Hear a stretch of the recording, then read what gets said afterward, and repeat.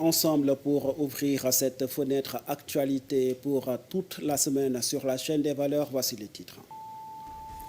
Le divorce est acté entre Yewwi Askan Wi et Taxawu Sénégal. Samedi, les frères ennemis ont tranché dans leur relation à l'hémicycle. Le groupe parlementaire Yewwi Askan Wi accusé de vouloir barrer la route à Taxawu Sénégal, des accusations fallacieuses selon Birame Souleye Diop.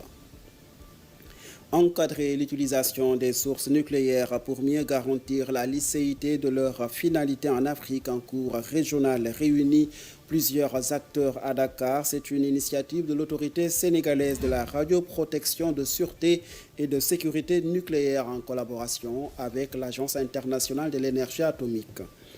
Octobre rose, des centaines de femmes dépistées et sensibilisées sur les risques et symptômes du cancer sous toutes ses formes par les femmes du mouvement des Moustarchidines. L'initiative a été très bien appréciée par le médecin-chef de l'hôpital Mame Abdou des Parcelles Assainies qui appelle à l'élargissement de cette initiative pour d'autres types de pathologies au Sénégal. L'actualité sportive avant de nous quitter, mais avant, je vous invite à suivre ensemble le développement.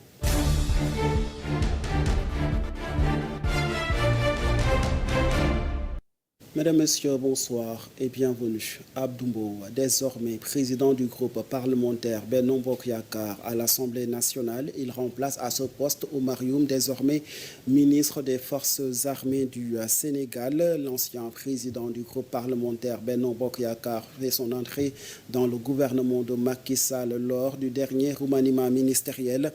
Abdou Mbow a été, avant cette nomination, président de la Commission des lois et de la décentralisation de l'Assemblée nationale. Pour rappel, les députés de la 14e législature se sont retrouvés samedi dernier pour ouvrir officiellement la session ordinaire unique de l'Assemblée nationale visant à voter le budget du Sénégal pour l'exercice 2024. Et il faut dire dans cette assemblée que la rupture est désormais consommée au sein de Yewwi Askan Wi. La principale coalition de l'opposition fait aujourd'hui la une des tabloïds du Sénégal. Les députés membres de Taxawu Sénégal ont décidé de quitter purement et simplement le groupe parlementaire Yewwi Askan Wi à l'Assemblée nationale. Une démission qui fait suite à la décision, selon Ababacar Abambaye, des députés de Yewwi Askan Wi de bloquer la route aux députés du parti de Khalifa Sall, Taxawu Sénégal. Suivant ses propos. Après tous les combats qu'on a portés ensemble, Taxawu Sénégal, dans ce groupe parlementaire, en toute loyauté, quelquefois des combats qui sont allés à l'insu de nos propres valeurs. Lorsque des députés parmi nous ont agressé des femmes, lorsque des députés parmi nous ont insulté des ministres, nous avons fait preuve de solidarité parce que nous avions le sentiment d'appartenance à cette grande. Depuis le mois de septembre, M. Birame Souleye Diop fait dans le dilettantisme, refuse de discuter avec nous, refuse de parler avec nous, refuse de nous rendre. Au début du mois d'octobre, je l'ai relancé pour lui dire que M. Diop, je ne parle pas à vous en tant que responsable politique, je parle à vous en tant que président de groupe parlementaire. Un groupe parlementaire composé d'hommes et de femmes qui sont d'égale dignité, dont certains sont mieux formés que vous, plus âgés que vous, plus expérimentés que vous. Je pense que le respect recommande de répondre et de discuter avec les gens. Nous avons demandé à notre doyen Omar Cissé, maire de Rufisque, et à M. Babacar Meng, maire de Hann Bel-Air, député maire de Hann Bel-Air, d'aller restaurer le fil du dialogue. Nous ne voulions pas aujourd'hui, à ce moment précis, en être là, où les gens peuvent couper le lien du dialogue parce que nous sommes un groupe parlementaire et que nous considérons presque que nous sommes à notre dernière année parlementaire.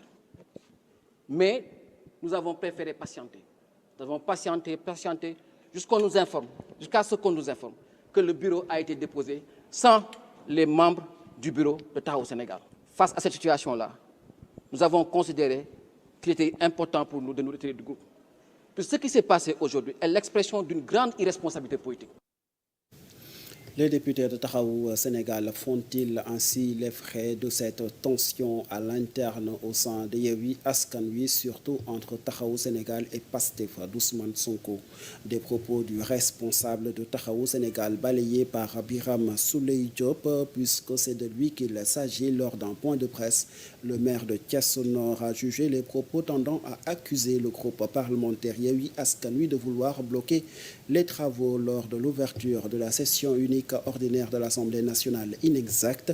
Et pour ce qui concerne des allégations du député de Taxawu Sénégal Ababacar Abambaye, Birame Souleye Diop de poursuivre Ils sont libres de rester ou de partir de la coalition. Nous l'écoutons. Il y a eu déposé membres du bureau, Benno déposé membres du bureau, ils consolident, ils amènent la liste. Si tous les députés sont d'accord, on vote. S'il y a désaccord, on fait une suspension de séance, on discute. S'il y a accord, ça va. S'il n'y a pas accord, on travaille sur ce que la loi nous permet de faire. Donc, il n'y a pas de discussion à avoir après sur ça. Il n'y a pas de stratégie. Il n'y a pas de choses à faire. C'est la procédure régulière. On n'a pas discuté de prétexte. Je vous dis simplement que nous, on a déposé à temps. Le prétexte qui est avancé, c'est que c'est nous qui faisons le blocage. Constatez-le vous-même, nous ne faisons aucun blocage, nous avons déposé. Et nous n'avons plus rien à déposer au niveau du secrétariat général.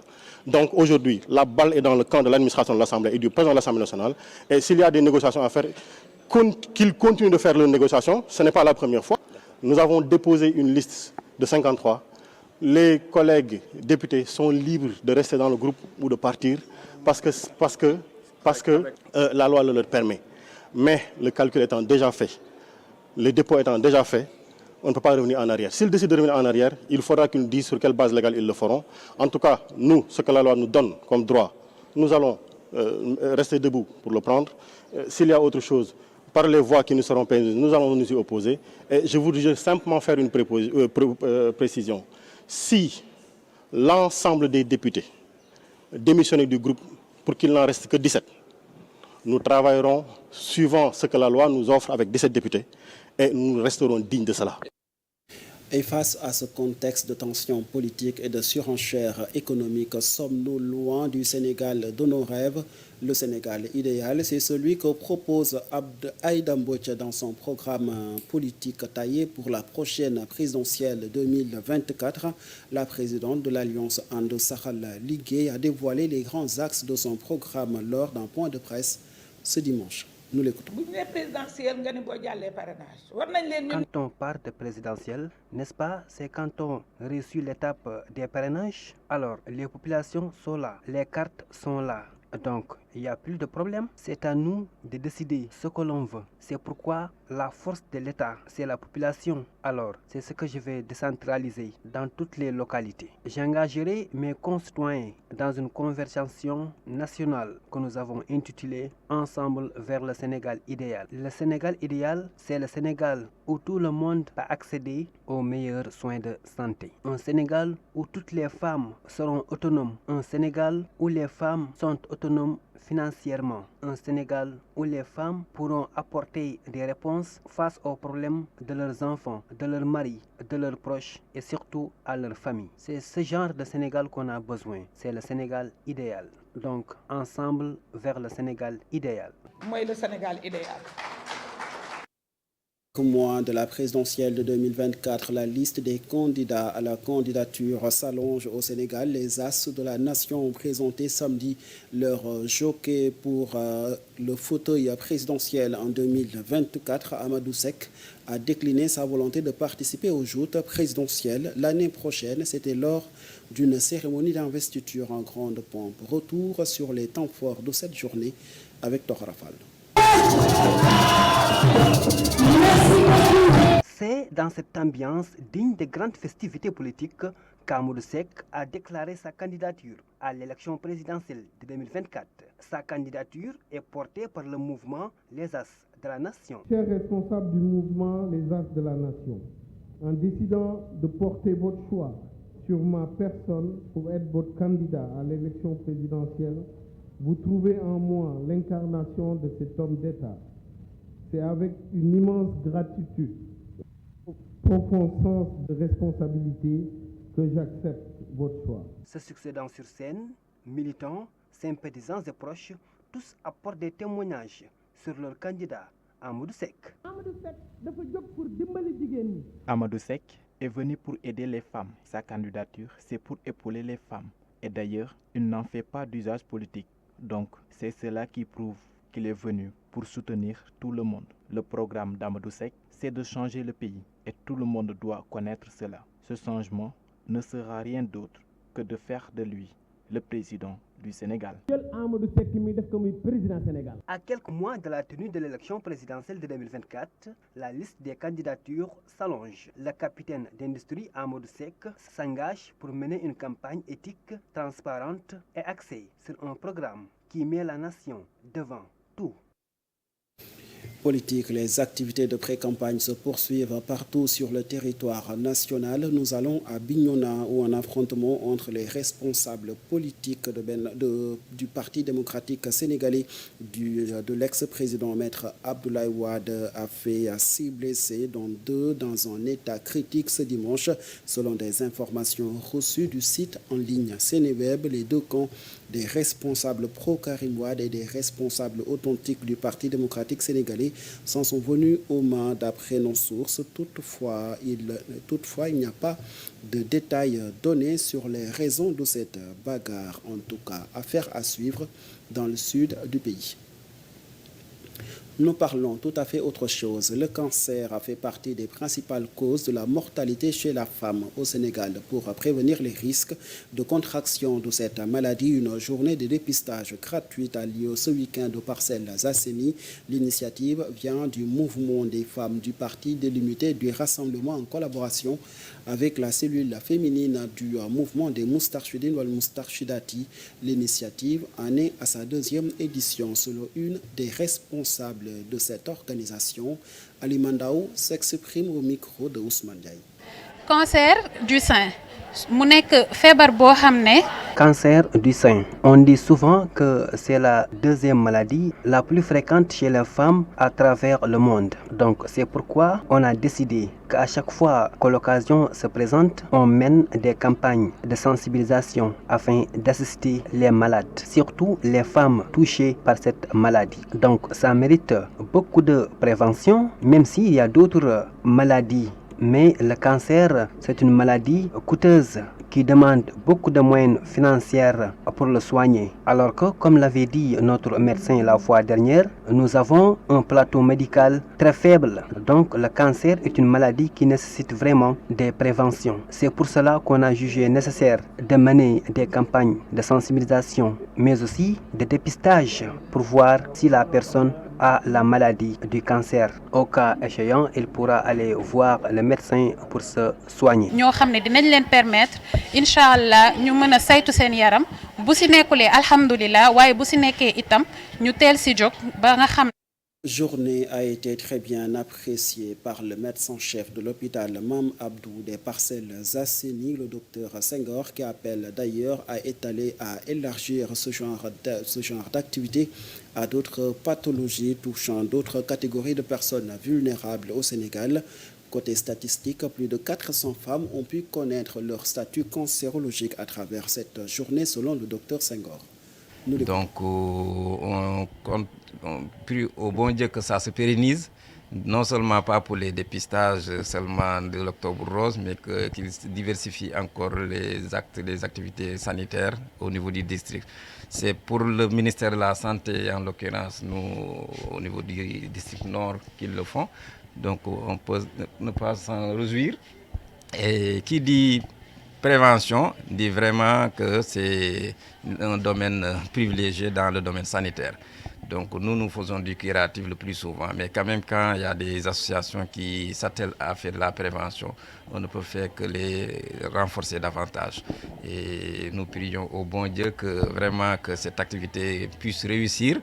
Déjà on a de l'engouement, il y a du monde, on est presque à 200 personnes, non seulement pour la matinée. Et je pense qu'avant la fin de la soirée, on s'en sera vers plus de 400 à 500 personnes. Donc nous disons encore merci beaucoup à tout le Daïra. Sécurité des matières radioactives en cours d'utilisation et d'entreposage. Dakar abrite un cours régional sur le contrôle et la supervision de l'usage de l'énergie nucléaire dans plusieurs secteurs de la vie. Plusieurs délégations venant de plusieurs pays d'Afrique de l'Ouest et du Centre ont pris part à ce rendez-vous organisé par l'autorité sénégalaise de radioprotection, de sûreté et de sécurité nucléaire. Le compte rendu de Alioune Seck. Le nucléaire est une source biomédicale présente dans tous les aspects du développement. Son utilisation contraste avec le développement des technologies, ce qui nécessite la mise en place d'un ensemble de dispositions visant à garantir la sûreté et la sécurité des usages. Il y a des dispositions qui concernent donc le bâtiment, comment le bâtiment est construit pour pouvoir éviter que les personnes puissent y accéder. Voilà, sans contrôle. Il y a des dispositifs sur donc, la compétence des personnes qui utilisent ces sources-là. Et donc il y a beaucoup de dispositifs réglementaires qu'on va contrôler pour pouvoir assurer la sécurité de ces sources. L'énergie nucléaire peut être utilisée pour sécurité alimentaire et la lutte contre certaines maladies comme le cancer. Par contraire, elle peut être utilisée à d'autres fins. Mais c'est cette énergie qui peut être utilisée pour faire du mal. C'est-à-dire que ceux qui ont de mauvaises intentions peuvent acquérir ces sources-là et les mettre dans ce qu'on peut appeler des dispositifs explosifs, ou des dispositifs pour exposer les populations avec des conséquences désastreuses sur la santé et sur l'environnement. Des impacts qu'il faut absolument éviter, d'où ce cours raisonnable sur la pérennité des matières radioactives en cours d'utilisation. C'est un cours qui permettra aux participants d'être outillés sur toutes les dispositions à prendre au plan national pour pouvoir renforcer la sécurité des sources radioactives qui sont dans leur pays. On sait qu'actuellement, la présence de ces sources va augmenter. Il est attendu de ce cours l'amélioration du cadre juridique et réglementaire, le renforcement des capacités techniques des délégations venues de plusieurs pays d'Afrique. Tout de suite, l'actualité sportive.